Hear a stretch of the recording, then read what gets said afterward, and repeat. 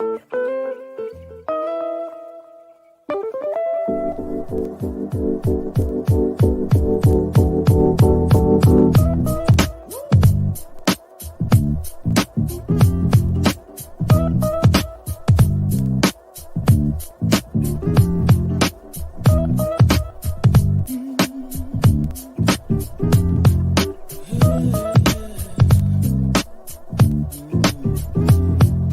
a little every day to go a long way. God's love never stray from the day to day. So I pray, keep the faith, and praise the Lord, save me, Lord. It takes a little every day to go a long way. God's love never stray from the day to day. So I pray, keep the faith, and praise the Lord, save me, Lord. It's the things you believe in that keep you striving. Yo, I'm aiming for the top, so I keep on climbing, surviving, rising like the sun in the east. If the Lord be the light, let him shine. Welcome, welcome, welcome. Happy Sabbath, everyone. How are you all doing today? Let us know down in the chat. How was your week? Well, we're so glad that you're back here with us, the squad and friends. For those of you who may be new, please let us know. Be active in the chat. We love to talk to our friends. Let us know where you're from, where you're watching us from. And if you are a returning guest, welcome. It's a wonderful day in April. Amen. My name is Teresa Brown. And I have a few announcements to let you know. We just want to, again, welcome all our guests. We have some new merchandise, everybody. I know I'm not wearing it right now, but if you were watching last week, I had it on. We have some new shirts, the squad and me, because you are our friends. And we want you to know, we want you to feel a part of the squad. So please get your shirts at quadsquad249@gmail.com. We have some new bookmarks. We have some pens. You don't want to be left out because they're going fast. We would also like to thank our affiliate sponsors, Life Radio UK and Envision Radio, heard and seen now in 32 countries, and Adventist Musician International Group, as well as JBN, that is Joy Broadcasting Network. So again, we would just want to thank you. We just want to welcome you here. You are in for a treat. And now I'm going to toss it to the man with the most. We have Sean Smith. The man with the most children, probably, huh, Teresa? I mean, not unless you're Nick Cannon, but amen. I do not have as many as Nick Cannon. Good morning, Teresa. Good to see you. And we got a lot of people backstage that want to come on, don't they? Oh, yes. I told them they're in for a treat today. Oh, for sure. So listen, let's get right into it because we really just have an hour and a half show. I want to introduce at this time, let's go ahead and start off with Dr. Claire Evans. Let's bring her to the forefront, bring her to the stage. So happy to welcome Dr. Claire Evans to be with us. Good morning, Dr. Claire. Welcome to the show. Good morning. Thank you so much for having me. Now, before we came on, we were talking about what kind of doctor are you? Are you a doctor of medicine, a doctor of philosophy? What kind of doctor are you? So I have a PhD, which is a doctor of philosophy. The subject matter is actually geography. And we're going to pause right there. Doctor of geography. Now, I took geography in school. Teresa, I think she taught geography in school. No, I took it. I was elementary, but geography is in there. What? Sorry. What made you have such a passion to get a PhD in geography? It's an excellent question. So geography is really the study of places, of people, and our environment. And our environment can be our physical environment, but also our social, our cultural, our political environment. And it really is, I mean, my husband, who you'll meet soon, calls it advanced social studies. So I would say, it's kind of a mix of different social sciences. Nice. I like how you put it. Advanced social studies. Talking about your husband, Jonathan Evans, his claim to fame on this show is that he's the son of Dr. Sonia Evans, who is the sister of Daniel Smith. And Dr. Sonia Evans is on the show a lot. So let's go on and welcome your wonderful husband, Dr. Jonathan Evans. Good to see you, my man. How you doing? Good to see you guys as well. Good morning and happy Sabbath. Good morning. So your wife is a doctor of advanced social studies, right? I like how you put that. Yeah. I try to I mean, because geography is such a broad topic, and it's not just a study of maps, which is what I thought. I thought it was more like cartography, to be honest. But I was quickly corrected, and now I'm more educated on what it is. Beautiful. It would be more very interesting. Oh, another thing that I like about this couple is that this couple was married they celebrate on October 10th, the same day as my wedding anniversary. And you all have been married for how long again, Jonathan? Make sure you get this right. About 3.5 years, going on 4. Beautiful, beautiful, beautiful. And Teresa, you also got married in October. Yep, October 2020. So, yep, we're 3.5 years as well.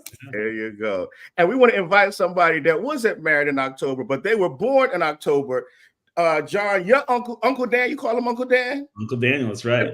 Let's bring on Uncle Dan Smith. Go ahead, Danny boy. Good to see What's you. What's up? Welcome to the party, y'all. Show everybody the shirt. Show everyone the shirt. I'm telling them they got to get their merch. Yes. Man, I was at Oakwood a few weeks ago, and they sold out. I only got sold out. And people are like, they said they love it. Thank you for your support, everybody at Oakwood. Shout out to Andrew Taylor's father and his mom. They're going to be on the show soon. So, hey, look out. But just to give a little context to Claire's interview with my good friend and compassionate comrade, I'll just give a little information and bio off of Claire. And this is what she sent me. Claire is from the Netherlands and has also lived in England, Singapore, and Chile. She came to the U.S. for college in Minnesota and obtained a doctorate in geography from the University of North Carolina at Charlotte.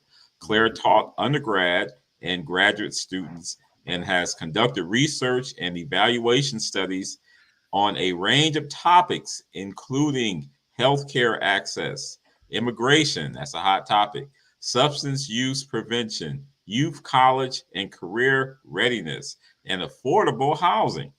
She has a passion about promoting a more equitable and inclusive society. I like that. In her free time, she loves being outdoors in nature and spending time with their dog, Daisy, and her good old husband, Jonathan. What's up, Claire? What's up? And I have to say, also, they are avid, and Claire's an avid, they health enthusiasts. They work out all the time, And what was it that you just won, Claire? Some type of marathon or some Spartan race. A Spartan race. Wow. Yeah. It's a lot of fun. And you go through mud and you're on trails and you have all these different obstacles like climbing ropes and carrying buckets of stones. Wow. For some people that might sound like the worst nightmare, but I think that's fun. You can throw a spear, Oh my goodness. Yeah. So this is like extreme sports. Wow. Yeah. So John, we need to give a little context about you. You didn't shoot me your bio, but I know you have your undergrad is in biochemistry. It's in chemistry. Chemistry. So Okay. I went to the University of Kansas, Rock Chalk Jayhawks. Sorry, we didn't make it that far in the tournament this year. Next year, we'll be back. And so I got a chemistry degree, and then I went on to get my MBA as well. So I have that. I've worked in healthcare administration / healthcare IT for a number of years. I think roughly about maybe 12 years. I worked for a company called Cerner, if you guys know. Yeah. And I was part of the federal division where I was the deputy program manager and ran the implementations and was the liaison to the Veteran Affairs Office. So that was a $16 billion project where we revamped their EMR system to make it more efficient and better for the veterans. That actually just almost concluded. So I moved on to another company called DataVant, where we work with a lot of affordable care organizations in helping them with their submissions and translation and migration of data. So wow, awesome. All right. But We got some heavy hitters on here. So, without further ado, but they're just good down home folk too. I like that. That's your family. That's your nephew and his wife. That's fam. That's right. That's true. But and fun fact about Daniel and I, we have the same exact birthday, October 18th. Oh, exactly. You know them all his life, man. And there's cute pictures where you see Jonathan and he looks so young, and Daniel looks the same. Hey, I'm gonna keep it that way. We're gonna keep it going. So we have a surprise. Is this in the news subject segment? Yeah. So before we jump in, we're gonna be showing kind of a lot of video clips here and there, but it's gonna be nice. So let me set this up. Yes, I you got it ready. I got it ready. So in the news this past couple weeks, we have a famous person. Yes. Keep talking, Sean. Keep talking.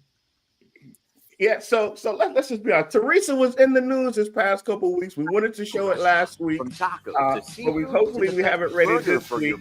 We have a TV star on the show, and we wanted to highlight her this week. Here it is. Here we go. We can't see it, but we got to see the whole thing. Well, Fox 25, a storm team Thunder Truck is on the road this morning for another class in storm school. So Fox 35 storm team meteorologist Jessica Dobson joins us live from Pinecrest Prep in Orlando. And Jess, you are going to be hanging out with some future news reporters, maybe meteorologists. By the way, today is Hug a News Anchor Day. Yeah. That's such a good point. I forgot about that. I'll have to tell them maybe a little bit later so I don't get bombarded with hugs. But yeah, we're really excited to talk about all the cool things that Pinecrest is up to. And I have Miss Brown with us, and she actually helped to set up the newscast section. And it's almost like a class. Tell me a little bit about your history with Pinecrest. You've been here, you were here for a couple of years before you started. Tell me about that. So I was working here since 2014. I was here about 10 years as a teacher, and then I was able to move on into other areas in the school. So currently right now, I'm a licensed mental health counselor, but I come here once a week to do the Wave News, which is our new morning announcement club. And who is included in that morning announcements? Is it all students? So we have, our school is a K-8. So as far as the Wave goes, our students are 4th grade to 8th grade. Okay, we have some students here next to you. Yeah, so we have Amari Weaver. She's one of our Wave students. Tell me, what is your favorite part about doing the Wave newscast? My favorite part about doing Wave is mostly recording and just having fun in general. And it's just like, I like writing scripts.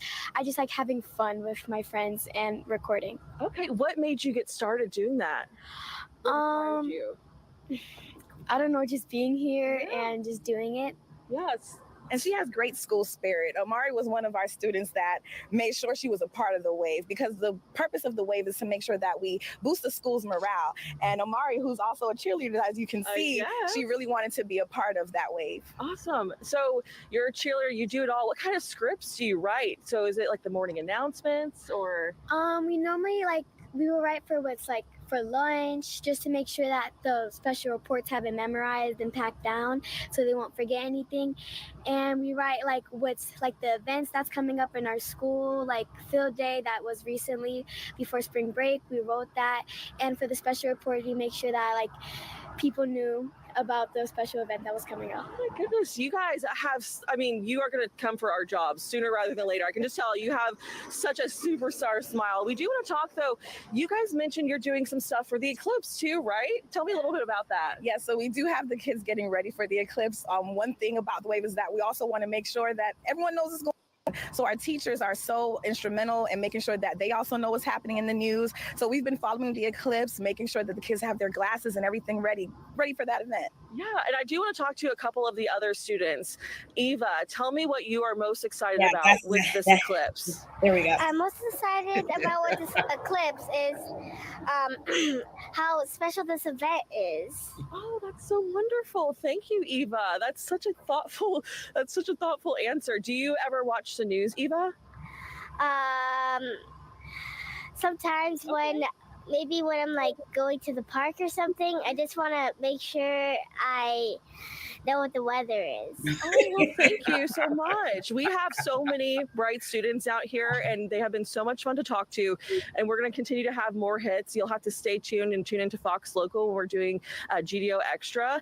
And we're going to talk more, and we're going to try and take a look at what you guys have in terms of equipment and see what you guys are up to in your classroom, because this is so exciting. I did not have this when I was in school, so I'm just blown away. We're going to show them the Thunder Truck, maybe get some of them to do the weather. Does anyone want to do the weather? Yeah. Yay. Okay, great. So they're so much fun. They're so smart. I mean, I'm just blown away. I love doing school visits for this reason, because there's so many smart kids out there. But I'll send it back to you guys the in next studio. generation too, which is important. Definitely. Yeah. And we love Miss Brown. She's brought the kiddos here to Fox 35 on many field trips. Miss Brown. Tell her we said hi. Yes, we just love I didn't know who was in Hi, studio. you've been to the studio before. Yes, we've been there 2 years in a row. Oh, So, Good job. We are so proud of our Teresa. Yay, my little kitties. Yeah, they did such a great job. Wow. And so did you. Oh, thank you. Yes. I was like, You're a natural in front of the camera. that's what everyone keeps saying. And I'm just like, the principal came up to me and she said, oh my God, thank goodness for doing that, because I don't know what I would have said. And I'm like, and that's why you're on the squad. So here we go. We're going to jump right in. We just had to share that. We like to give kudos to our own. Thank you. Just want to let you know. Everybody else they need to know too. So anyway, our study section is the central issue: love or selfishness. Love or selfishness. So our first part is me, myself, and I. Me, myself, and I. Sounds like a song. Yeah. Mm-hmm. Anybody know? Just you and I know the song, Dan. I know the song. I know Beyonce's version. Is there another one? Well, there is another. I think, Sean, we're talking about the version we know. Yeah, what version was Teresa talking about? Teresa and I are talking about different versions.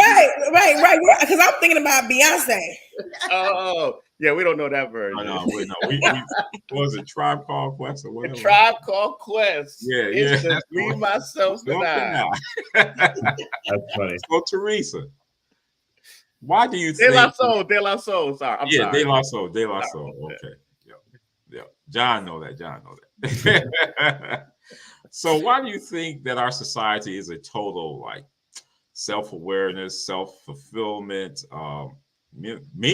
basically just about self-centered culture? And how does that differ from a Christian culture? So in my view, self-awareness and what was the other self? Self-fulfillment. Okay, yeah. So there are some selves that are necessary, and there are some selves that are not very positive. So like selfish, sometimes self-centered, pleasing, self-affirming. Those things are kind of like all about me, myself, and I. I couldn't care less about what's going on with other people. I'm all about making sure that I'm happy and pleasing myself.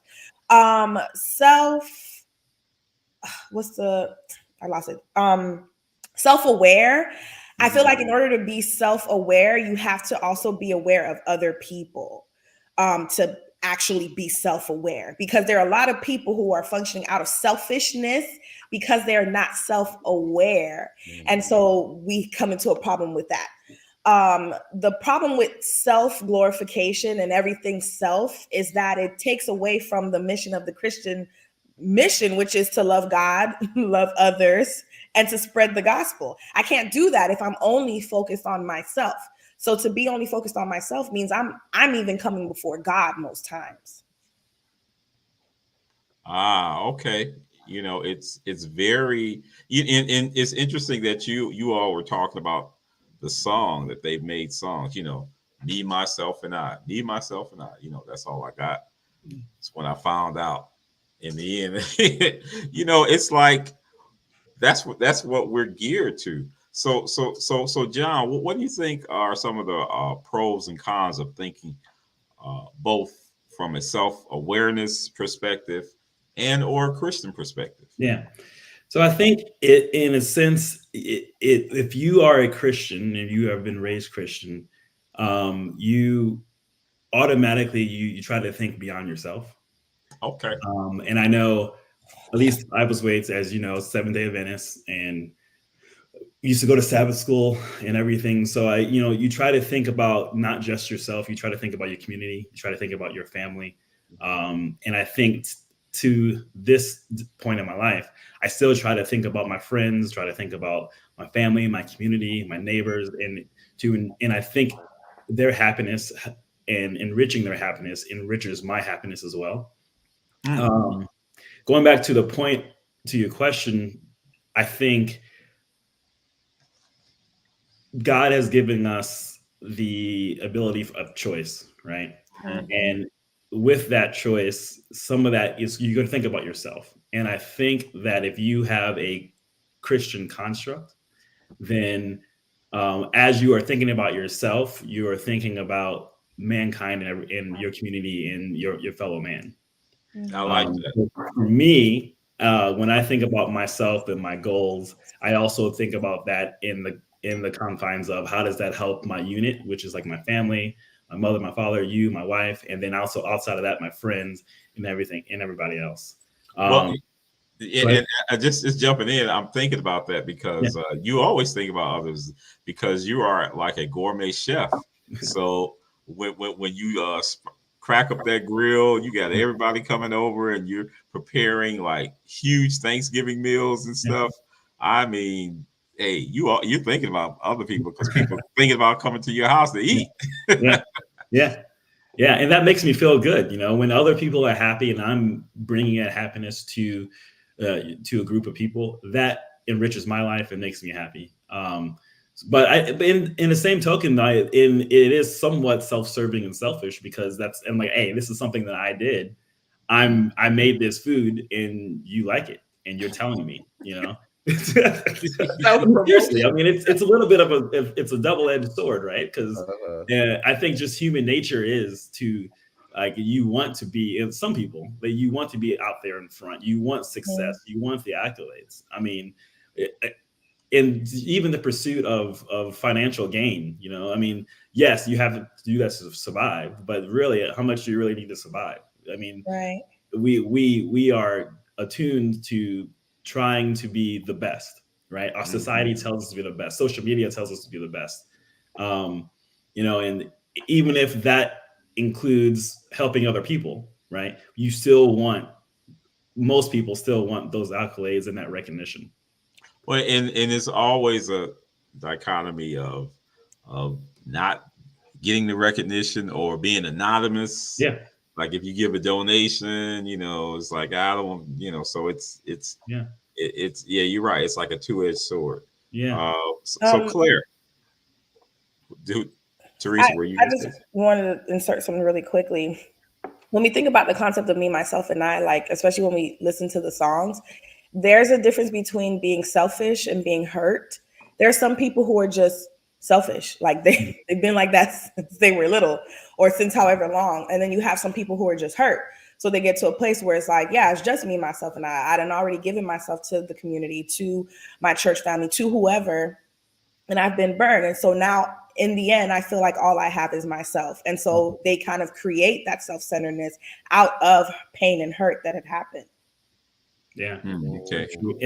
And Daniel, before you go on, one thing I want to interject and kind of back to your initial question about the me, myself, and I think like historically we have, as human beings, we used to rely on each other for survival, right? You couldn't survive out in the wild. You couldn't survive by yourself. You needed a community. You needed a tribe. You needed family. You needed friends to survive. Now we are in, with all the technology and everything, we're very self-sufficient by ourselves. We don't necessarily need somebody to survive, right? So I think we just need AI. That's right. Right. Yeah. And I think that leads us to be a little bit more selfish and self-centered because you don't have to rely on anyone else. Interesting. Yeah. So Claire, could you read 1 John 4:21? So the version I have, it says, And he has given us this command: anyone who loves God must also love their brother and sister. What does that look like to you? And who is our brother and sister in, in the Christian sense? Yeah, I think it really extends to every human being, right? And so we're really thinking about our brother and sister globally across cultures, race, ethnicity, nationality, and even religion. And the part that's hard is loving the people who aren't maybe very lovable because you don't agree with them, or because, like Teresa said, like they've hurt you, right? And I think there's a balance between maybe you need to love them at a distance because you also need to protect your space a little bit. That's right. But at the end of the day, even if you don't have to spend all your time with them, like you would ultimately be there for them in their darkest hour, right? You still wish them the best. You might pray for them, and you think about humanity as interconnected. Interconnected. So Sean, how would you interpret this statement? God does not intervene to limit the results of his people's choices, but he allows the natural consequences of rebellion to develop from those choices. Yeah. So before I interpret, I'll try to give an illustration, and I'll speak from myself. So we have natural choices. So, for example, on Fridays, I like to stop at the Chinese restaurant and eat Chinese food. Every Friday. And so the consequence of those choices that I don't have a body like John and Claire Evans because Chinese food is not the most healthy. That's the natural consequence. God's not going to say, you know what, I'm going to stop all that sugar and chlorine and fatty acids from accumulating in your body. That's just going to be the natural consequence of your choice of eating unhealthy food. But on a grander scale, talking about selfishness, and that is a selfish choice. Going to eat Chinese is a selfish choice. I can try to argue while I'm getting some food for my kids as well, but let's be honest, it's really for me, right? You're talking about that. And so in life, and God is trying to teach us, the more you make selfish choices, right, the more the negative those consequences are going to be. When it's time for me to bring all the people who love me and let them come to heaven, you're not going to be a part of that because you haven't chosen me. You've chosen yourself. And I'm trying to tell you that I am life. I am eternal life. And if you choose me, you will have life and you will have it more abundantly. There's another choice of selfishness that you can have, and that choice leads to death. So I'm not going to stop you from making that choice. I'm going to try to persuade you to make a choice to choose me, but you have the free choice and the consequence. And hopefully, in some of the actions that we have, we will learn enough of the consequences when we choose self that we will ultimately choose him. But to answer your question, what that means is God is going to let the natural consequences of our choices hopefully teach us a lesson. And ultimately, if we don't learn from it, it's going to lead to death. Well, and that brings me to this general question, see if anybody can take it on. If God is love and his character is love, why does he allow bad things to happen in this world and, and to people? Because he loves us. And going back to what Sean mentioned, God's love is free will, is free choice. If he were to stop certain things from happening, or if he were to stop us from taking certain actions, then the opposite of free will is control, right? So then he would be controlling us. He will be controlling all of our decisions. He'll be controlling all of our actions. There would be no room for consequences because he's in control. But there's no love where there's control. He wants us to choose him out of free will. And so us living in a sinful nature, us being sinful, the consequences of sin is, we know death, we know destruction, we know all of those things. We're living in a sinful place. So there are consequences to those actions. But because he loves us, it's like a parent that allows their child to fall sometimes. Some people are like, why didn't you get the baby? Well, I can't catch them every time. Because if I catch them every time and everything, when are they ever going to be able to stand on their own? Because I'm not going to be around forever. So eventually they're going to need to know what that feels like and how to get back up and keep moving, because I'm not always going to be around. So in that sense with God, it's like, yes, he said that, he's going to be with us always. But how do we know what faith looks like if it's never been tested? How do we know how close we are to him if we don't experience pain? How do we know what redemption looks like? How do we know what a testimony is without a test? How do we know all these things? And how do we truly say we can love a God where we've never gone through anything with him? So he allows things to happen because he loves us. Because to not allow us to experience the consequences of our free will, then it's simply just control. And that's not what he's about. So then you're saying that we would learn that there's a lesson or there's a consequence if he just kept catching us every single time. In addition to that, when we think of the story of Job, right? The argument that Satan was making was that, listen, Job only praises you because you're controlling his environment, right? This is not a true, for lack of a better word, experiment. If you stop controlling his environment, right, he will curse you and die. You're stopping all the bad things that I want to do to him. You keep putting a fence around him, right? So of course he's going to praise you. Of course he's going to love you, because you only allow good things to happen to him, right? And then so God said, all right.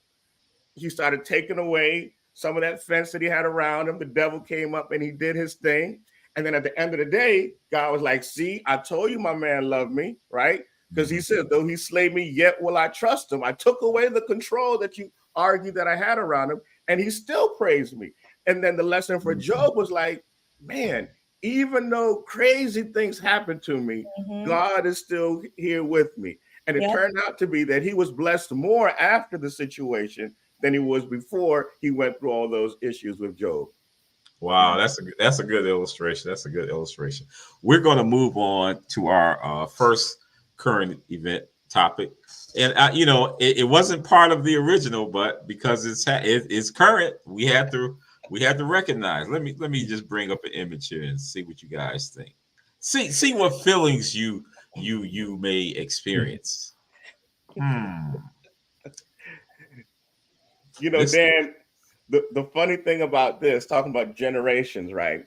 This is so real to you and I. Like we lived through this. We lived it, right? Now, Claire and Teresa, like I remember the court case. I remember the gloves. Oh, you do? I remember the gloves.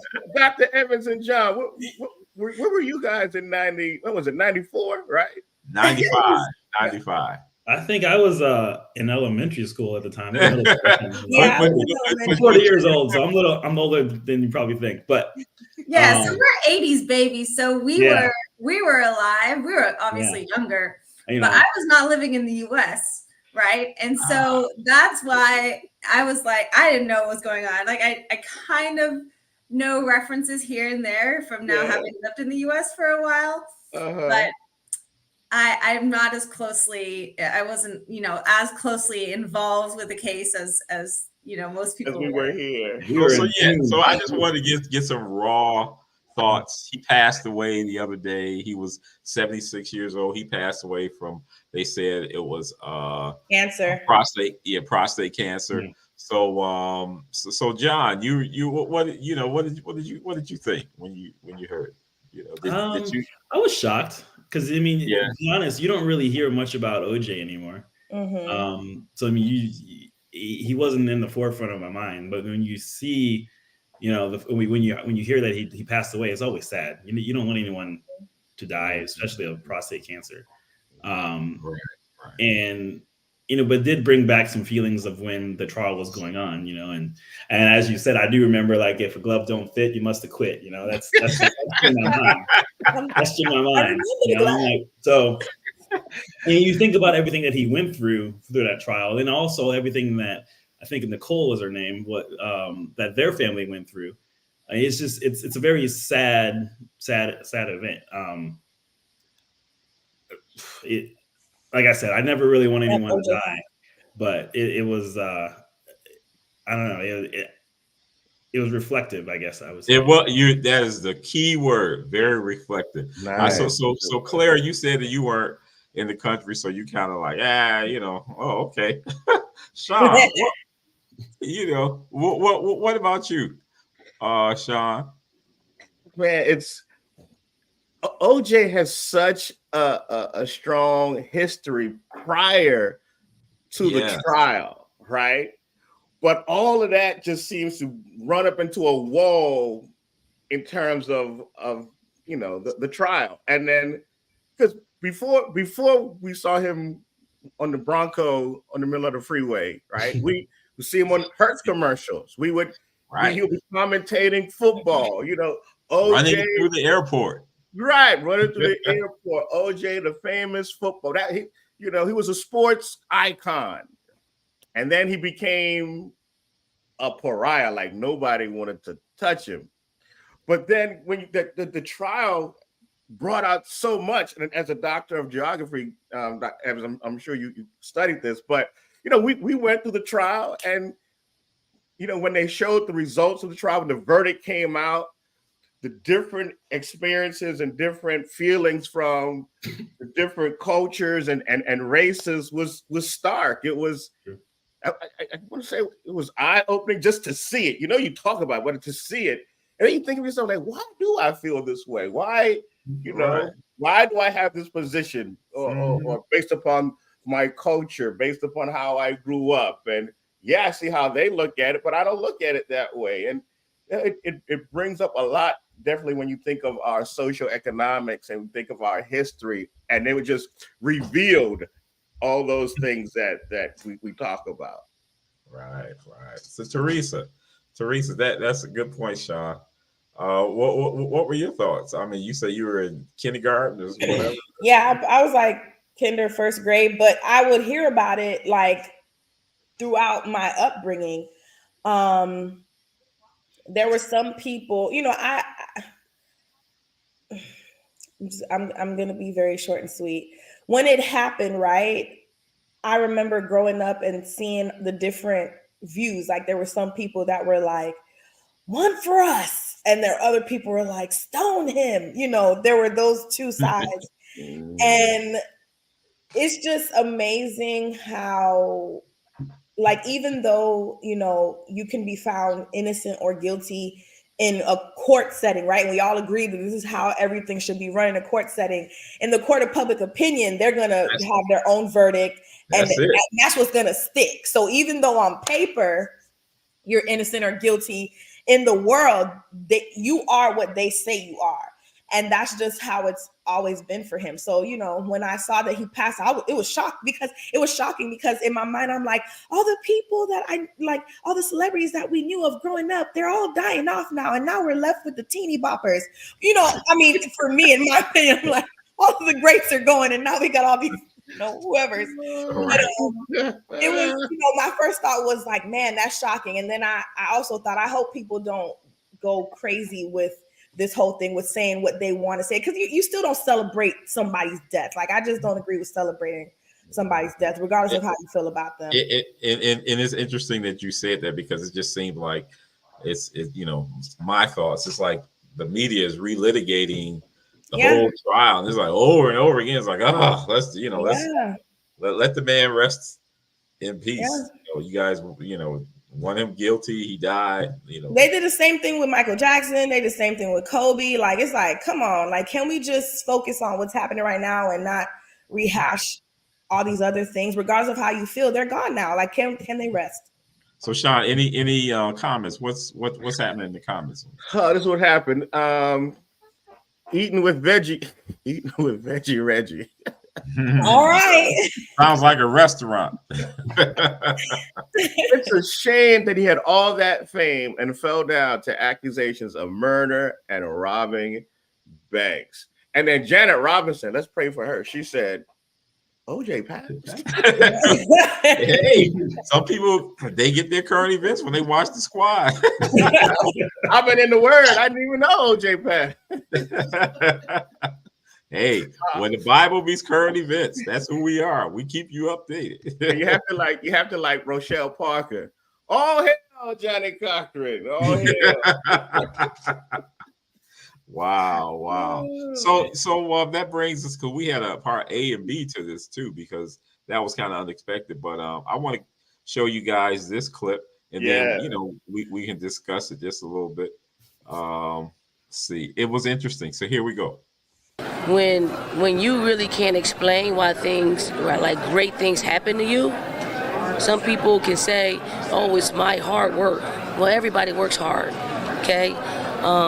I know personally what God has done for me. I know personally. And, here's the thing. I said, if you don't know there's a God, then something's wrong with you. If you don't watch women's basketball, something seriously wrong with you. Would you take it as threatening as somebody took the other one? I mean, it's a figure of speech. If you can't comprehend that, then tune me out. Tune me out, because I'm not here to offend anybody. I'm not here. That is not my makeup. That's not my character. So if you're just tuning in for one interview and you probably heard it from somebody else and it's hearsay, then you can have your take on it. I'm not apologizing. I'm not going to apologize for what I said and what I feel, because I know my life and I know why things have happened in my life. And I'm gonna salute God as much as I can, because I know it's not just my doing. She took a stand. Of course, that was Dawn Staley. Staley, who the coach of the undefeated South Carolina Gamecocks women's basketball team. Yes. So they came at her because she was mentioning God and she was giving praise to God, and she was like, "Hey, I'm gonna be unapologetic. God, hey, my record was we won everything and didn't lose anything. That had to be God." Well, who is they? Who is they that was coming after her? Well, see, what had happened was when she was interviewed. When she was interviewed after the game, and it was, when you see the picture, it will remind you of somebody up in front of church giving prayer and testimony, right? And they just won. Her surrounded by her teammates, asked, "Well, how you feel about the game?" And she would keel over and start crying and, talk about, "Listen, God brought us through. He did it. He was like preaching all the praise and honor." If you go back and look some of the clips, some people. They have added some Hammond organs in the internet's undefeated. And so people started, they started complaining, how you going to get up there, talk about, give God all this praise, say he did this for you, say he did that for you, and if I don't believe in God, there's something wrong with me. So people took offense and started, criticizing her about that. So John, what do you think about her giving praise to God? I mean, I think it's great. I mean, I feel like we live in a society, and this is what we profess as. I mean, living in America, you have freedom of speech, right? You can say, I believe in God or I don't believe in God. You're not supposed to be persecuted for it. But for some reason, when you have a devout Christian and they're vocal about it, sometimes that offends people, and for whatever reason, it's taken negatively, right?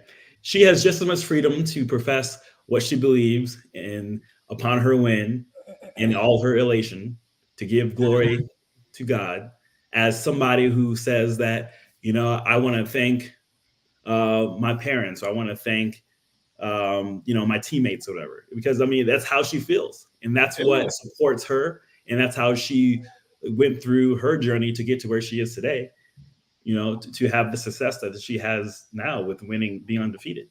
That's right. So I think for sometimes when people take stark stances, that especially now in today's cancel culture, that you are going to get attacked. And the fact that she is sticking by her guns and not backing down, and professing her beliefs still after the fact, I have a tremendous amount of respect for her for that. So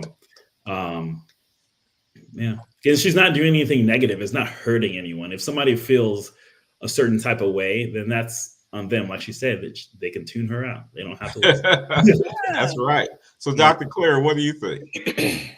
Yeah, I mean, I fully agree. I think, it wasn't necessary. I think what kind of rubbed people the wrong way wasn't necessarily her thanking God, but she did say something like, if you don't believe in God, something is wrong with you, right? But yeah, I mean, it's freedom of speech. She doesn't say, if you don't believe in God, we're going to kill you, or she wasn't inciting violence. And so it's fully within her right to feel like that. And I agree with John. It's hard being in the public eye. Even if you're not in the public eye, you can say something and people will get really upset, and then the whole internet will come down on you for something that you said. And sometimes it's out of context, and maybe sometimes there's value in that when people speak out of line and say things that are truly hateful. But I do think sometimes we go too far, and it's like, if you don't agree with her, keep scrolling. Like, keep going. Why are you bothering with this? We get so upset about it. And I'm like, just let her have her beliefs. And I'm glad that, she's sticking with it. I'm glad that people are supporting her and having her back. Mm-hmm. And yeah, if you don't want to get on board with her, then don't. That's right. That's it. Sean. I think it's easy for us because the Bible says, train up a child in the way that he should go. When he's old, will not depart from it. And we see that in Dawn Staley. Like, no matter where we've been there, no matter where we do or where we go, it's that God that's in us. It's that church culture. John talking about growing up in Adventist church and going to Sabbath school. And we see that in Dawn Staley when she gets up there in front of everybody as like, oh, God, like, okay, I can feel it. I feel you. I relate to you, right? I've been there. Also, like the saying, you can take the person out the hood, but you can't take the hood out the person. And so it's like that church, that culture, that environment that speaks to us. Like, I can relate to that, Dawn. I can relate to your feeling. I can relate to your emotion. I can relate to how you give him praise right now. I've been there, I've done that. So that's not foreign to us. So it's easy for us not to condemn it, for us not to throw it down, because it's something that we can relate to. Other people, on the other hand, who may not have grown up in that same culture or environment, like, okay, that's new. That's kind of strange. Like, who are you to get up there and say, if you don't know God, something wrong with you? On our side, kind of going back to OJ, we'll jump up and praise when she says that. Other people are like, I don't know. I'm gonna question you. Right. Yeah. Somebody was gonna say something. John, you were saying something? I haven't said anything yet, but I thought Teresa was about to say something, so I was gonna pause. There are she didn't do anything different than a lot of other groups do, right? There so you go. Have some groups that have become so powerful. They're almost untouchable. So they could say whatever they feel is right. And if you're not an ally or whatever, then it's a problem. But then if you were to also stand firm on your beliefs, then you get canceled because then it goes against this other group. And so it's like, going back to what she said, if you don't agree with me, then just keep it scrolling, because in my mind, I'm like, if we're one nation under God, and we keep saying this all the time, everywhere we go, we talk about it all the time. It's in our nation under groove. Under what? No, keep going. I'm just saying, like, if we're one nation, like, it's okay at the Grammys to say, I just want to thank God, but you can't say nothing else past that. It just becomes like a little blurb, right? We all say, I just want to thank God and my mama, and we keep it going. But for this woman to truly feel like just enamored in God's blessing and everything, and just for her to truly just give him praise, you got your panties in a bunch. I don't understand why, when there are other groups that are able to say what they feel, and we cannot have a thought against it. They, like, if you are against it, or not even against it, different, if you think differently, then you're canceled, but they're not. It's double standards. Yeah. It's a double standard, and it's just getting really tired. Like, it's getting really tired. Snap to that, because that you hit a nail on the head right there. Because I mean, if you think about it, just like you said, other groups they make statements and you can't talk against it. So then why can't Christian. Now, I'm not saying Christianity, people make a lot of statements as well. Right. You know, and there's sometimes a lot of judgment underneath those statements. But like I said, freedom of speech, and that's how a lot of different groups are doing it as well. And just keep moving. Just let her have her moment. Yeah, for real. It's all you're right. It's a moment. Try to do a baptism in the interview. Like, come on. And then the conversation is so focused on that one thing, that's also what I hate. Is like, you need to look at what she is accomplishing and her team is accomplishing. And she's giving thanks to God. And can we focus on that instead of having this one thing, and then that gets completely out of proportion, and that becomes, kind of like with OJ, right? Not obviously the same thing, but it's like then people just hyper focus on that one particular thing and don't look at the whole picture. Because they want to discredit, especially if I want to discredit you, and you gave me something to hold on to, or I'm going to hold on to this to like mull over what you actually did. And bringing it back to the initial question of selflessness versus being selfish, like this is a prime example of someone spiritually being selfless in giving all glory that she's accomplished. Come on, John. To the Lord. Come on, John. Your mom will be proud. Yeah, well, I mean, it is. It's a great example of that very point. So, good job picking that too, Daniel. Thank you. So, part 2, caring for the community, taking it to the streets. Me and my song references. Anyway, Sean, could you read Matthew 4:23? Matthew chapter 4, verse 23 says, Jesus went throughout Galilee, teaching in their synagogues, proclaiming the good news of the kingdom, and healing every disease and sickness among the people. I'm going to read verse 24. Please forgive me. News about him spread all over Syria, and people brought to him all who were ill with various diseases, those suffering severe pain, the demon-possessed, those having seizures, and the paralyzed, and he healed them. Okay, so you're going to read 23? I did. I read 23 and 24. Oh, okay. Cool. So Jesus deeply cared for people. It was his unselfish love and commitment to meeting the needs of people, along with spreading the gospel that drew people to him. What is our community mission and focus today, Elder Smith, Attorney Sean, Esquire? The exact same thing. The problem, the reason why the Pharisees and religious leaders didn't like Jesus at that time, because he was taking it to the streets, right? They were so happy and comfortable congregating just in the tabernacle, right? And we're susceptible to the same laziness, right? Go ahead. All our religious fervor is wrapped up in congregating in one place at one time, and we consider ourselves worshiping and following Christ. Mercy. When Christ is saying, listen, it's more than congregating. I asked you, Israelites, Jewish people, to spread this message throughout the entire world. You've got to be given, they've got to hear about me in Rome. They've got to hear about me in Samaria. They've got to hear about me in Africa. They've got to hear about me throughout this entire nation. And that's the mission that he came to preach and tell the people. And the religious leaders like, no. I don't want to be a part of that life. I like sticking to my culture. I like sticking to these simple things that make me happy. And God said I had a different message. Wow. So Dr. Claire, so here we go. I got this question for you too. You lived on 2 different continents.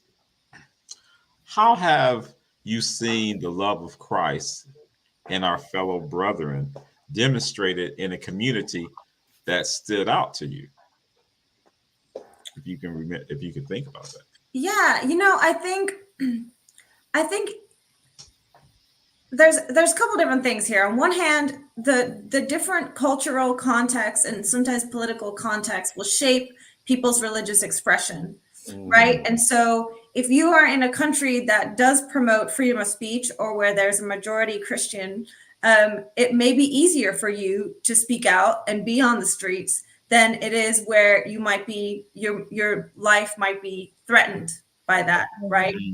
And also the cultural norms about how people express their religion. Some people are just more outspoken.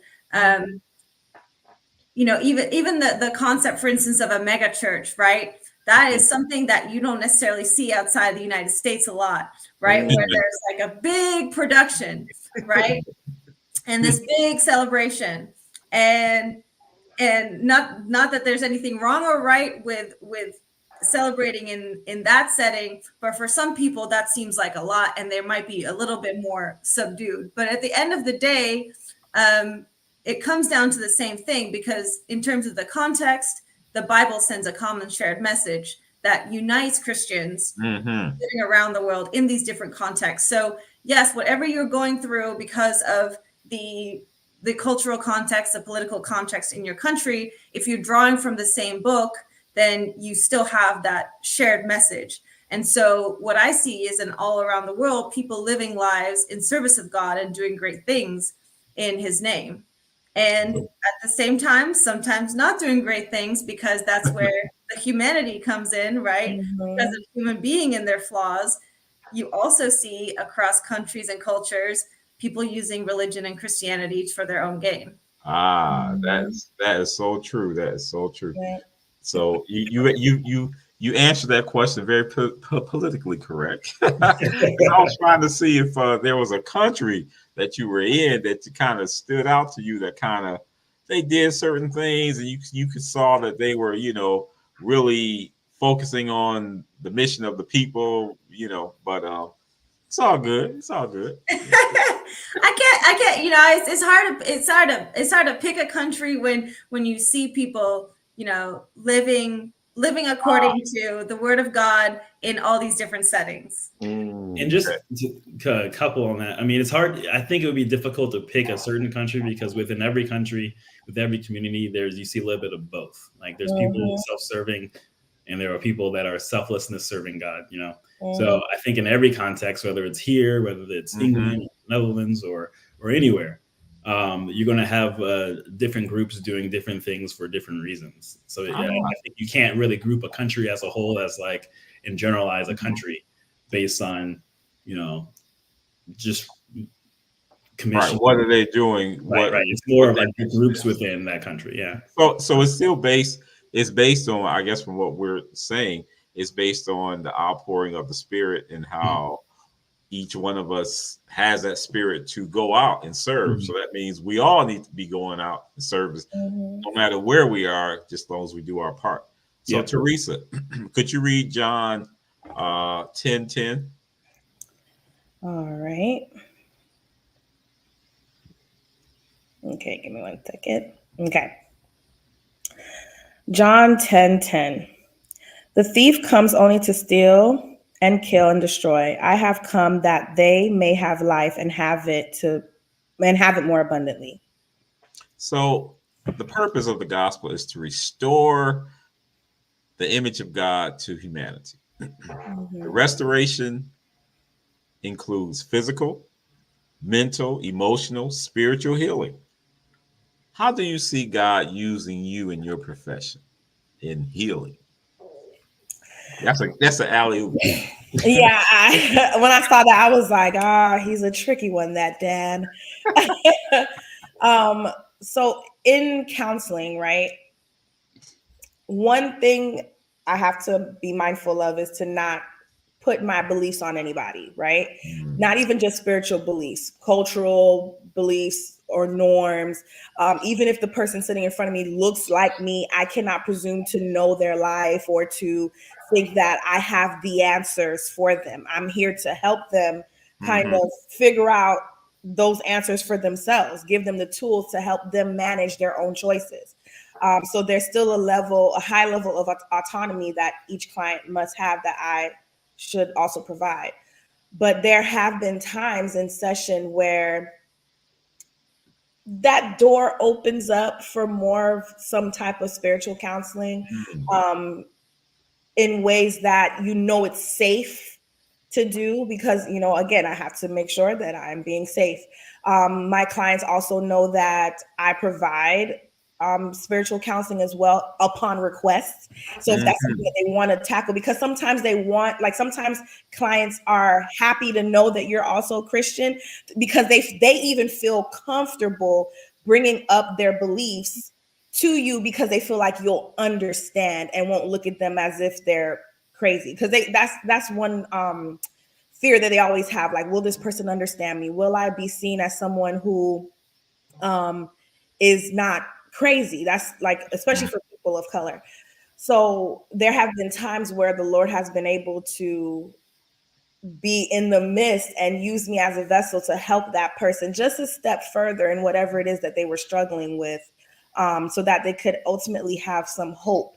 Because I could go through all the interventions, and there are some people that just want to know that there's a little bit more hope out there for them. And so I have had some opportunity to allow God to be in the midst of sessions, whether it's praying with them at the beginning or the end, or to talk to them about, sometimes they'll bring up a biblical question or a thought that they have, or something that happened to them at church, and we're able to actually sit and talk about it, and they end up feeling better. I like that. I like that. So, John, here we go. In this physical restoration, we talk about, restoring the image, of humanity to God. What is your motivation in working out regularly and seeing that as a part of spiritual restoration? Like eating healthy, eating well, it's part of that restoration process. What is your motivation in working out regularly? Because I know you have a strenuous workout regimen. You shared it online once. I was like, good grief. Sometimes, yeah. I think I go in spurts, but I call it the season of my life. But yeah, so I mean, ultimately, it's about my well-being. So mentally, physically, and spiritually, I feel better when I'm being active and working out.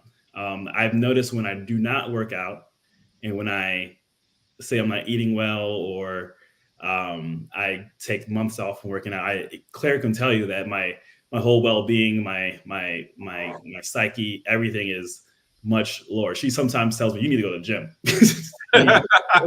you need to do something, because you need to get out of your funk. And I think as a whole, if you like to tie it back to spirituality, I think we are meant to strive to being healthy. The Bible states and gives constructs to how we're supposed to eat, how we're supposed to live our lives, and to make sure that our body is living up to its full potential.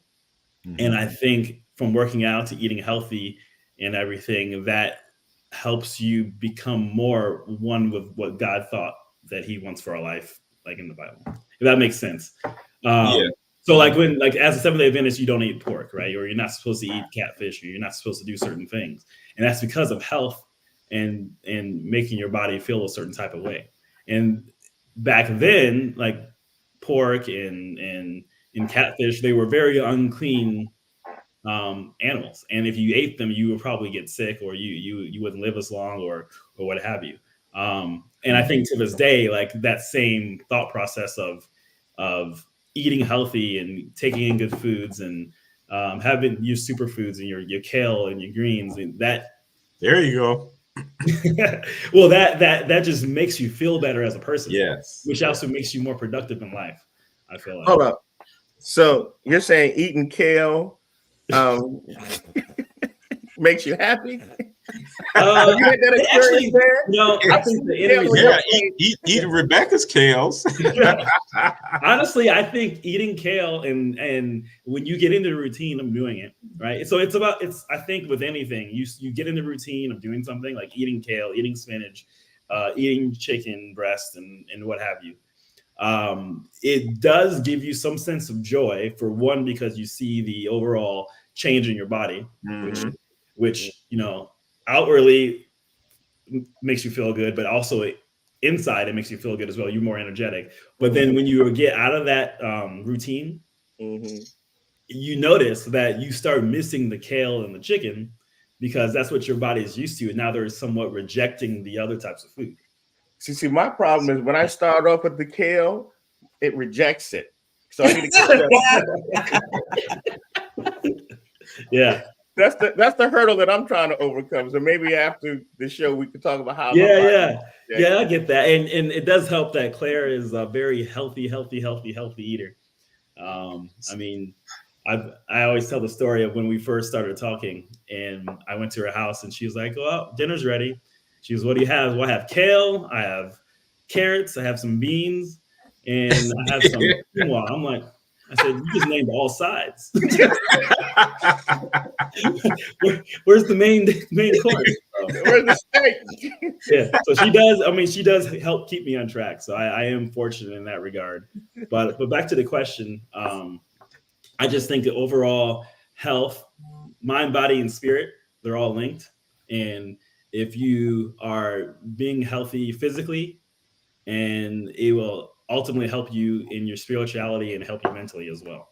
I think also, like, if you're talking to somebody that deals with mental health, one of the things that they profess and they teach you is to try to get out there and be active, because when you are active, it increases your dopamine levels, and which leads you to be more healthy as well. So John, how are those guns these days? Being a selfless person, I'm not going to flex on camera. Dan, he pretty much said, "Get thee behind me, Satan." I'm in the working out phase of my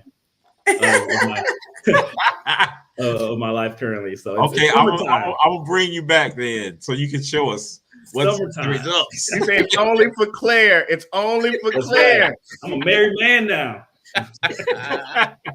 Just for Claire. Okay, so here's our other current event. Moving on. One other thing, Daniel, just got a phone a friend. So my good friend, best friend, Dr. John French is listening on right now. He's a spine specialist. He says that studies have shown that health and anti-inflammatory diet reduces the incidence of depression and anxiety. Good. We're gonna have to bring your friend on. Yeah, you hear that, John? Thank you for the tip, by the way. Good transition. Wow. What's his transition? He said that the doctor friend said it helps out with depression and what was that other thing? Anxiety. Studies have shown that a healthy anti-inflammatory diet reduces the incidence of depression and anxiety. And our hot topic is a very, very deep discussion. And Claire, this is one of the reasons why I brought you on here too, because this in the Netherlands, there was a physically healthy Dutch woman. She's 28 years old. Decides to be euthanized due to crippling depression. So I just want to and here she is, 28 years old. And the study that we read, that I shared the article with everyone, was that they're seeing cases of younger people requesting euthanization because of different depression states, different anxieties, and different health issues. And it's just kind of, it's like, okay, where is the hope? So Claire, what you're from the Netherlands. I know you said you came over here when you were younger, but what are your thoughts? I'm not saying the rightness or wrongness of it, but I'm just thinking about the issue that depression can be so debilitating that it can cause someone to want to die at such a young age. Right. Yeah, and obviously, I'm not a psychiatrist, I'm not a mental health specialist, right? So I can't speak to it from that lens. And I think there's overarching reaction. I think everyone thinks this is sad, right? It's a sad situation. No one wants to see this happen. And there are probably also a lot of people that think there's something wrong about this, right? So I want to unpack a little bit more about, why this might be acceptable, unacceptable in society. And I know we don't have endless time, but a little bit about Dutch context, right? So euthanasia has been legal in the Netherlands for over 15 years. And the Netherlands was the first country to authorize euthanasia, but it's also been the first country to legalize same-sex marriage in 2001, prostitution in 1999, and decriminalize soft drugs like weed back in 76. So, and decriminalization is different than legalization, but for this point, it just shows you a little bit about the social political context when it relates to things like bodily autonomy, right? And I think, in that context, there's obviously pros and cons of that. There's a lot of people who would say, like, we shouldn't have all these things because it facilitates these types of behaviors. But then there's also a certain sense of harm reduction, a sense of, well, if people are going to engage in these behaviors, they're going to pay for sex, they're going to, die by suicide, they're going to use drugs, then if we legalize it, it can kind of bring it to the surface and help us kind of regulate it and create it safer. Right. Okay. So then back to the issue of euthanasia, it's definitely not a free for all. So it's not like, hey, get in line here. Like, can I request this and sign up? Here you go. So there are strict medical review boards that look at this, and there has to be a list of conditions have to be fulfilled, including the patient's is suffering. The suffering is unbearable, and there's no prospect of improvement, right? And so I think now this particular case or cases like this have come to the surface because this idea of no prospect of improvement, we're more familiar with that in a physical illness, but in this case covers mental illness. And there's still a lot with mental illness that we don't know about, right? So we know that there are environmental factors like trauma that impact this. And we also know that there's things about our brain chemistry and that there's genetic components about this. So I think, when we look at this case, it's like, okay, are we upset about this because we don't think euthanasia should be legal? Are we upset about this because, this person lost hope? And because the alternative might have been she might have died by suicide, right? If euthanasia wasn't an option. So I think here, are we really trying to find out, okay, what are the ways we can help people that they find reasons to live and keep them alive, keep them hopeful? I love that putting things in that context.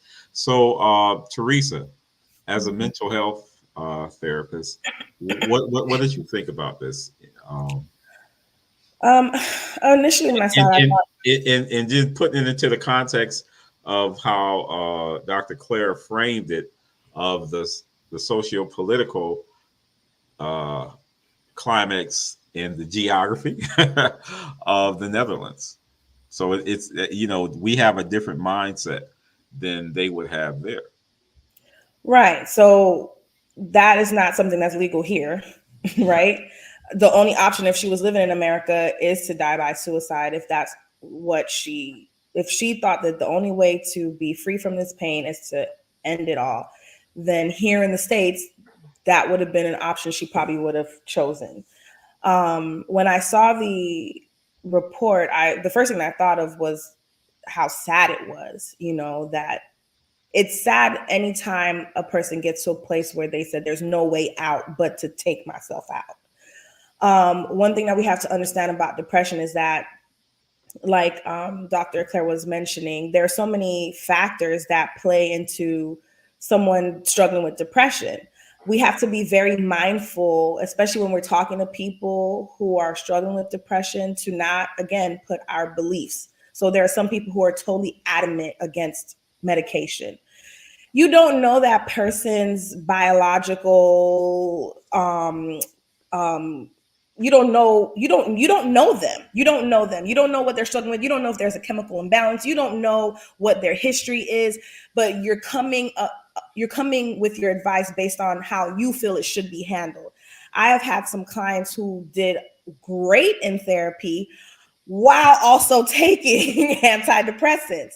You have some people who antidepressants was the only thing that they needed to get stable, and then you have some who therapy was enough for them. When it comes to depression, it's still something that is still being still being researched and understood.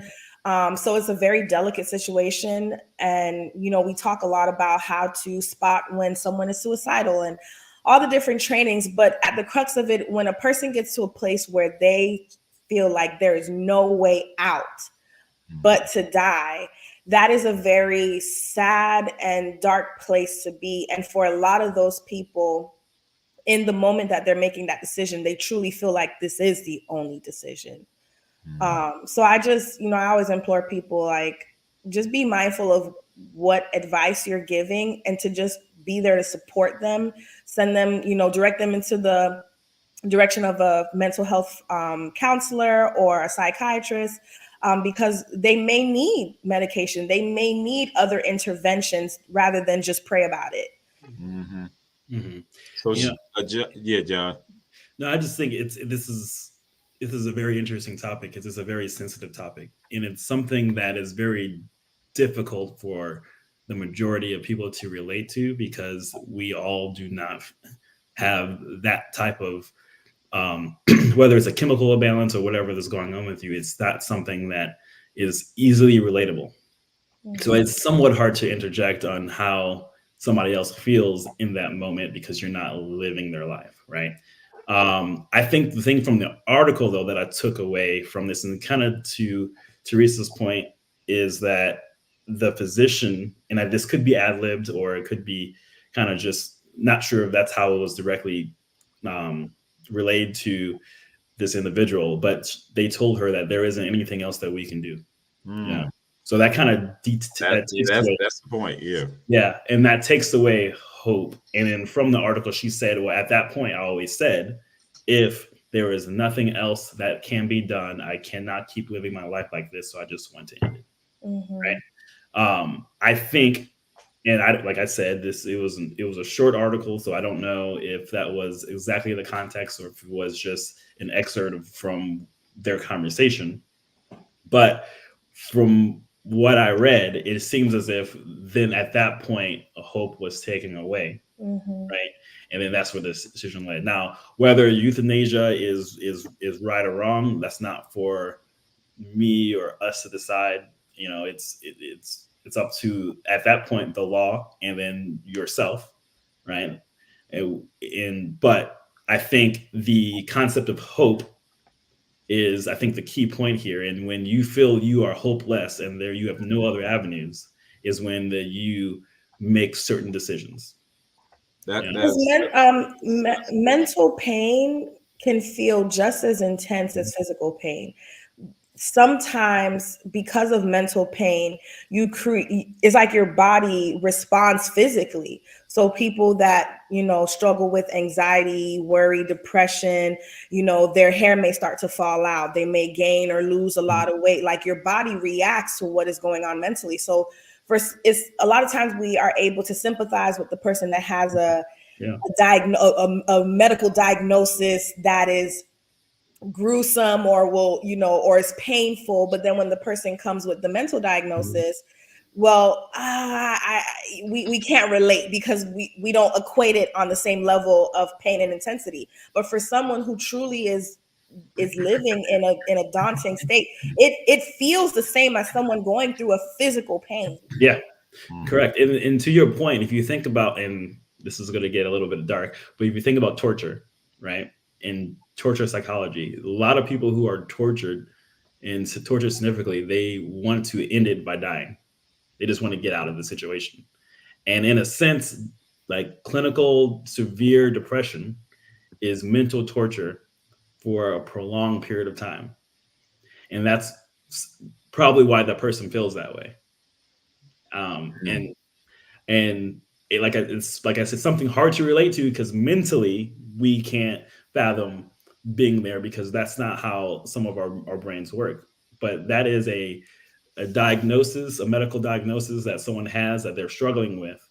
and they live their life that way every single day. Mercy. So if you think about like just the pain of like you said, if you get in an accident or you break a leg or something like that, and how excruciating that is, and how much you want that to stop. Imagine if you had that pain every single day, day in and day out, without any relief.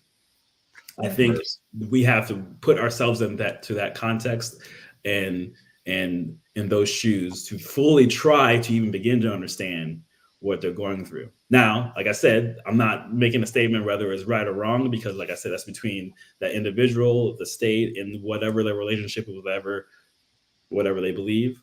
But I mean, it is something that has plagued our society for eons. I mean, it's been and like Claire said, they're still getting some studies, and they're still studying. Yeah. So Sean, what's your thoughts? I kind of want to. My focus is not so much on the young lady, but there's definitely some serious issues there. I was reading this morning in this book called Christ Object Lessons, and the story was told about Christ weeping, and there was two major portions of Christ's life where he wept. One was at the funeral of Lazarus, and two was when he was sitting up on the mountaintop looking over Jerusalem and weeping for them. And in Luke 19:42, he says, "If thou hast known, even thou, at least in this day, the things which belong unto thy peace, but now they are hid from thine eyes." And so he's talking about in this day, right? And we're talking about how the world is in crisis, and we see with this woman, with the depression that she's going through, the crisis that she's going through, and the question is asked, in this crisis, where is the church to be found? Right? Are its members meeting the claims of God? Are they fulfilling his commission and representing his character to the world? Are they urging upon the attention of their fellow men that the last merciful message of warning? And so, we talk about Dawn Staley and how, she's giving praise to God. We talk about the history of the Netherlands, how they're decriminalizing weed, how they're decriminalizing prostitution, because people are looking at these things as a method to heal the crisis that they're going through. But we know that that's not the method or means to deal with the crisis that you're going through, right? Of course, we understand it's the love of God. And she started to talk about the Israelites, how when they came into the promised land, they were so happy at their victories that they just, they just stood there and they stayed at the places where they had already conquered, when Christ wanted them to push even further. And I wonder if I don't wonder. The church, unfortunately, is tempted by the same method. We build these new church buildings and then we get comfortable by just sitting in them and congregating in them. When there's a world out there that Christ is saying, no, I need you to go to these places. The problem that this woman had in wanting to do euthanasia is a problem that Christ can solve. It's a problem that the love of the church can help resolve. It's a problem that knowing that we're there to help and to support people. That's what the church is for, right? It's not going to be through the methods of allowing prostitution or allowing individuals to smoke weed or even allowing euthanasia. That's not the solution to the problem. The solution to the problem is the love of Christ that's seen through the members of its church. And so the question I have is, are we doing that? Who is out there next to us that we should be making contact with? Who is out there in our vicinity or environment that we should be showing God's message to? And I'm going to end on this. Last week, you and I, Dan and Teresa, were at the leadership retreat for Patmos. And it was a great retreat. The fellowship was wonderful. Want to give it up to our pastors for putting that together. But the highlight of that retreat for me was when Pastor McLean got up on Sunday and he talked about how the well should be a ministry to those individuals that are coming in there on Sunday, Monday, Tuesday, Wednesday, Thursday, and Friday. We need to have a plan. We need to have a method that we can reach these individuals. And I think that's what Christ is calling us to do. It's not just to come together on a Sabbath afternoon. It's more than that. The goal that he's called us to do is to feed the hungry, clothe the naked, and those who are depressed that are coming through every other day of the week, we need to be going out and meeting those individuals and telling them about the love of Christ. And the thing is that's the message of hope. Everyone's situation is different. Everyone's situation needs to be handled differently. We don't know her struggle. We don't know her pain. But the message that we focus on is that we need to focus on the message of hope. Mm-hmm. And if we focus on the message of hope, we can help. We may not be able to help her, but we can help others if we're doing our part. So that's the bottom line. And I just want to put this up here to this national suicide number crisis. If you know anyone who's in crisis, that's depressed or needing some assistance, dial that number 988. Refer that because depression is real. These issues are real, and people need help. So we're landing the plane. We're landing the plane. So we're in our last part, a legacy of love. When we talk about love, it's hope, love, hope. That's what we need. So Claire, Dr. Claire, could you read John 13:35? I didn't pull it up. Sorry. Oh, it's all good. Thank you. Yes. Yeah, we're gonna. Yep. Our answer is gonna be a little bit shorter because we're landing the plane. Gang, do you have the verse ready? I got it. Yeah. By this, everyone will know that you are my disciples if you love one another. So, Claire, here we go again, addressing the same motif. Loving our brothers and sisters. Love and discipleship seem to be an action word. Would you agree with that, Claire? Yes, definitely. I mean, it's what Sean was talking about, right? Like your actions are going to speak louder than your words, and you can sit in church on Sunday or Saturday and, listen and participate in whatever way, shape, or form. But if you're not out there, if you're not, aligning your values and making sure your values are alive and enacted in your daily life, then then what does it really mean? Of course, there's they're going to be challenged. Your values are going to be challenged because it's easier to sit with your values in a church. But when you're out there and life gets hard and people are difficult and life gets difficult, that is when we're really having to lean on our faith, and that's where your true faith and your true character shows up. Yes. So John, love was the norm in the Christian communities in the first centuries when Christianity was formed. How can we still demonstrate this love for one another through caring for others and not focusing on our ambitions? Oh, well, that's easy. I mean, it's kind of just like what Clara said, what we all have been saying throughout this whole conversation is you get outside the confines of your church, of your home, and you just do good work. I mean, you meet with your community, you profess your love for Christ, you sit with the person who's struggling for something and listen to them, whether it's somebody that you know or whether it's your best friend. I am a strong proponent of you treat everybody as you would like to be treated. And I personally like to be treated kindly. So I try to treat everybody else with kindness and with love and affection, whether it's a stranger or whether it's my best friend. And I think that, in a sense, is it's love. I mean, it's love for mankind, it's love for humankind. And you can show love in many different ways. I mean, if you are an introvert, right, and you have a problem, getting out there and having these types of conversations, you can show love and compassion in other ways. If you are blessed with financial means, I mean, there are many organizations that get out there and help people, and so you can donate to that.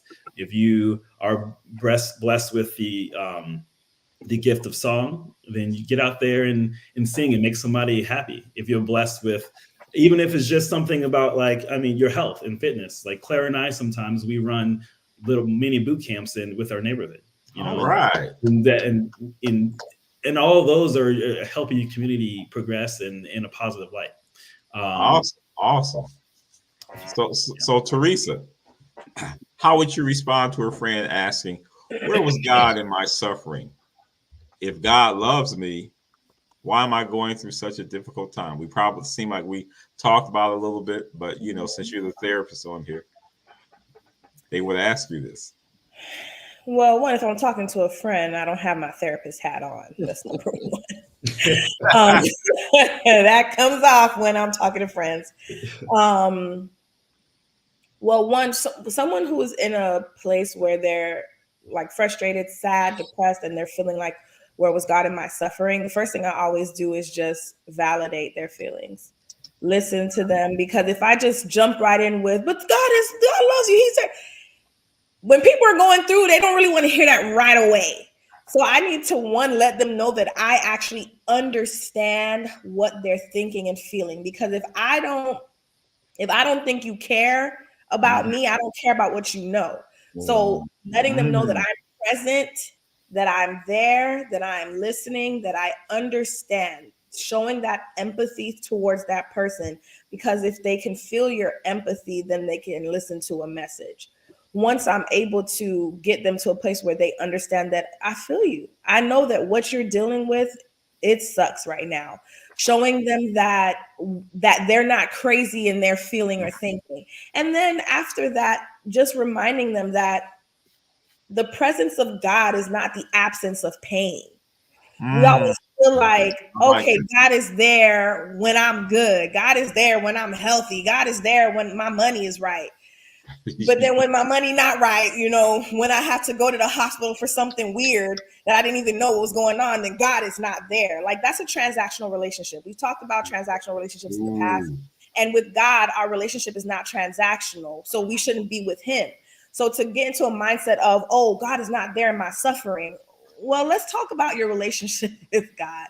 So again, with someone who is in a place like that, my main goal is empathy, letting them know that I'm there, validating their feelings. When they know that I understand them and I validate their feelings, and I just remind them of what God has said, of the fact that, and I mentioned it last week, you know, we always try to say, oh, God doesn't give you more than you can bear. That's not true. God said, I'm going to help you bear what you've been given, because everything is not God. Some things, that was you. You did that. And here's the consequence of what you did. But God is there through it all. That's what he said he would do. He didn't say he gave it to you, but I'm going to help you to bear it. So I don't know. I feel like sometimes we put too much blame on a lot of other entities rather than, nah, that was you. So, you know, just be people. A lot of things that we miss is just validating people. A lot of people do not feel validated. You got to validate people first before you start preaching to them. You got to validate people before you start testifying. You have to validate before you start chastising. People are looking for validation. Does someone here understand what I'm going through? I like that. So, Sean, you got the last question. No. How am I supposed to come up after that? Just drop the mic. I'll have closing prayer. because it deals with love and righteousness. Love and happiness. Okay. What do the people think in your culture? You're in my culture. What you think about love and righteousness? Do they still have hope that there will come a time when human society will be characterized by love and righteousness? Dan, you in my culture. You know the answer to this question. True, but I'm asking you. Listen, everybody in the show and online, we part of the same culture. You don't know who's tuning in. You don't know. That's right. You know, and we're talking about righteousness. Righteousness. Okay. Yes, the love and righteousness. Do they go hand in hand? Love and righteousness. I think people in my culture believe love and righteousness go hand in hand. And let me know if I'm wrong in the chat. We ultimately believe that pure love and righteousness will be seen and realized when we all get to heaven, right? What a day of rejoicing that will be. Mm-hmm. What's the rest of the words of that song? We'll sing and shout the victory. You know all the song. You know all the words to the other song, Sean. I ain't gonna help you on this. Forgive me. But yeah, to answer your question specifically, I believe that people in my culture, yes, we believe in love and righteousness. We don't believe that we're going to experience true love and righteousness here on earth, although we preach love and righteousness, and that we can all experience it when Jesus comes again, when we all get to heaven. All right. See, that's why you did drop the mic. We end on that note. Teresa dropped the mic with validate. Look, everybody had a mic drop moment. Let's go. Jonathan dropped the mic. Dr. Claire dropped. Dr. Claire, how do you say the last part of your name? I want you wait before she answers. I want you to try to say it first. Shuck. Shoot. This is a PG-13. Right. Yes, exactly. Yeah. I always tell people just Claire. Just Claire is fine. No doctor. You don't have to say my last name. Just Claire. But doctor, if you can't tell us just say Claire when you put it up there, then we're gonna. That's true. That's true. So how you say hello and goodbye in the Netherlands? Hoi would be just like hi. And then tot ziens would be like see you later.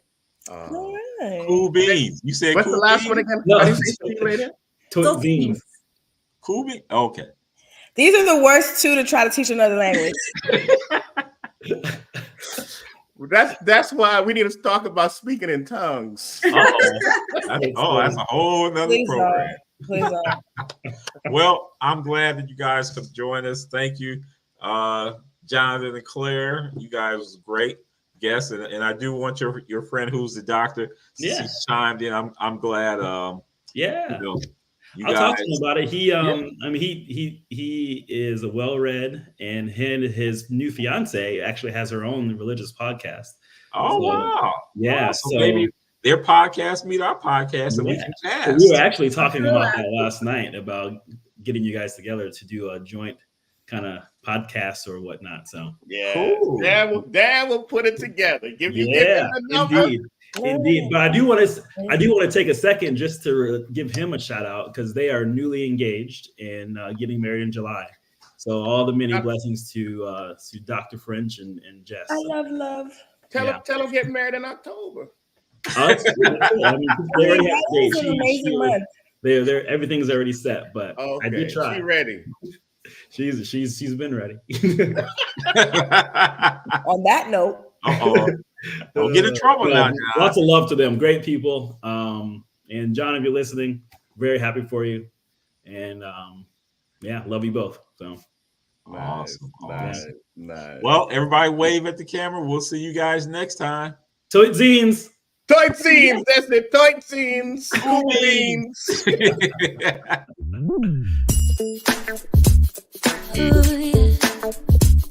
Ooh.